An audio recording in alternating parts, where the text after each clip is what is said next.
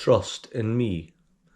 Just in me. Snakes are members of the suborder Serpentes, which resides in the order Squamata, which also contains the lizards, and snakes are very closely related to other lizards. In fact, they're more closely related to some lizards than some other lizards are to each other, and snakes evolved from burrowing lizards sometime in the Mesozoic era, and over time, much like other lizards that have done the same, things like slowworms, they lost their legs. There's quite a variety of snakes out there, they're quite a diverse group of animals, though they have a lot of things in common. The main thing that snakes have in common, that is probably the most definitive thing about snakes, is the fact that they have no legs. And you'd think that would be a hindrance, but snakes are actually very, very good at getting around. We'd use the term slithering to describe the way they move. You've got snakes that are able to move pretty effectively across sand in the case of sandwinders. You've got snakes that are very good at swimming. You've got snakes that are very good at climbing trees. Like, no matter where they are, they're pretty much able to get, pretty much wherever they need to get to. And they can do it at some speed as well. They're actually quite fast as well. The other thing that's quite distinguishing about a snake is that it's quite long. Essentially, a snake has a head and a long tail, essentially. And all their organs are pretty long as well. In fact, everything about a snake is essentially stretched out. Even the tendons in their jaws are able to stretch. It's quite a common misconception that snakes dislocate their jaws to consume food, but that's not actually the case. Their tendons are just that elasticated. That actually looks like that. And they've got a very unique sensory system. They pretty much detect things through scent primarily. Their forked tongue is very good at coordinating the direction of prey. They're also very good at sensing temperature. They're able to detect prey because it's hotter than the surrounding area. And all snakes are obligate predators. Every single species of snake, in some way, shape or form, feeds on another animal, whether that be their eggs or the animal itself. And there's two main methods that snakes use to kill their prey. The vast majority are constrictors. They basically bite the animal, usually by the head, wrap themselves around it and basically squeeze the life out of it and suffocate it to death. The largest snakes on earth are the most famous examples of that. Things like your pythons and your boas. They're pretty massive animals. The reticulated python is the longest snake alive today, and the green anaconda is the biggest. The largest snake that ever lived was Titanoboa, which lived in the Eocene, and was also a giant constricting snake that pretty much fed on animals the same way that modern constrictors do. And the other method is venom. So snakes are pretty well known for the ability to produce venom. And because snakes are so famous for being venomous, you'd think that they all do it, but in fact there's only 3 families that produce venom. Elapidae, which contains the cobras, kraits, and mambas. The Viperidae, which is obviously the vipers and the rattlesnakes, and certain members of the family Culebridae, things like the boomslang.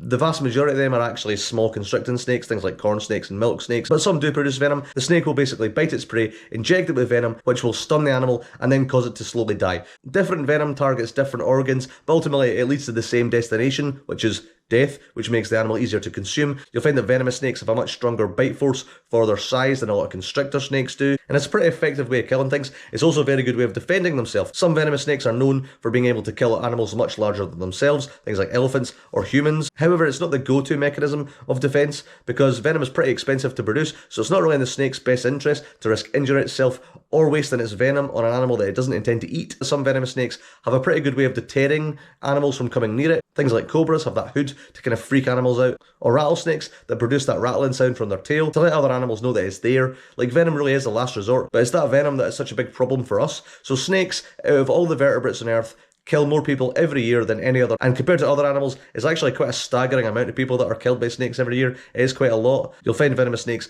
pretty much all over the world, and a lot of them can do serious damage to us. Early in our history, we obviously had a lot of animals that predated us, but when we started to form settlements, we were able to kind of defend ourselves from those animals, things like lions and wolves.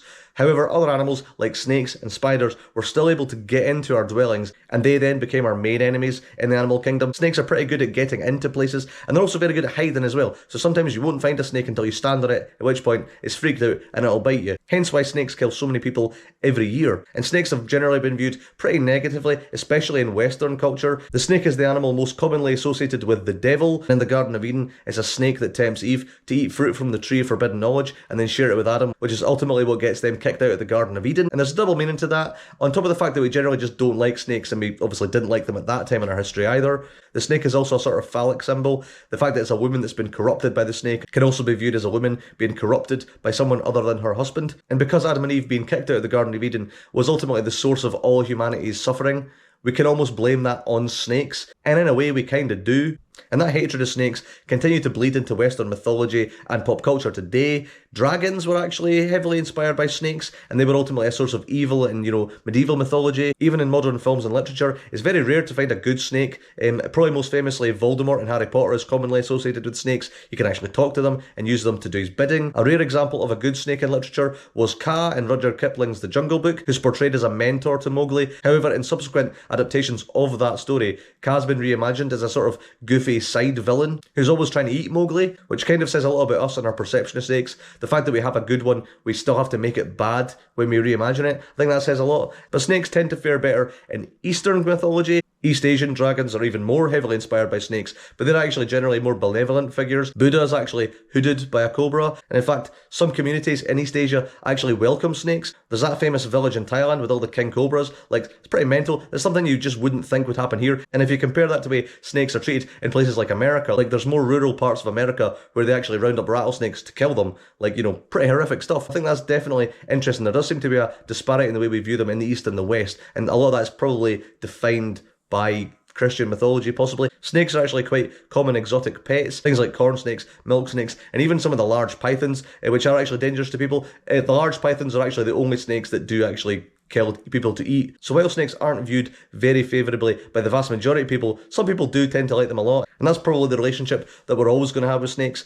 A handful of people that like them and the rest won't, and that's just going to be it. So yeah, to summarise, snakes are, pretty cool. They're obviously very unique. They've got a very unique way of moving, a very unique way of living in general. There's not too many other animals that live like that. They've been pretty good at spreading across the world. They've pretty much got everywhere apart from certain islands in Antarctica. So that's pretty good going for an animal without any legs. They're all predators, and some produce venom, and those are the ones that have really caused problems for us.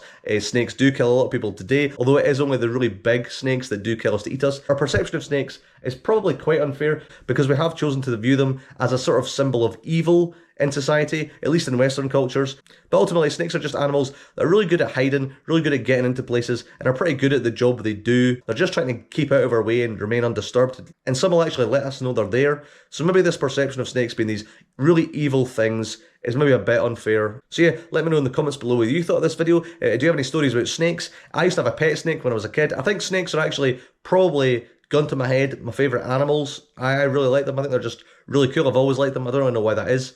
They're just really cool. And yeah, I like them. So yeah, let me know if you've got any snake stories. Yeah, let me know what you'd like me to talk about next. And yeah, I'll see you next time for whatever I'm talking about. And feel free to like, comment, and subscribe. Or don't if you don't want to. It's perfectly fine. And I'll see you next time, and goodbye.